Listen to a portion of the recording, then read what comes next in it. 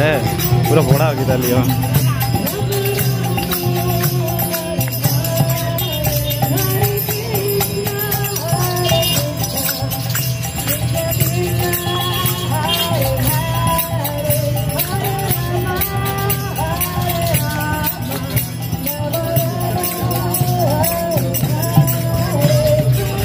তো বন্ধুরা যদি আপনাদের ভালো লেগে থাকে তাহলে অবশ্যই কমেন্টে লিখবেন হরে কৃষ্ণ।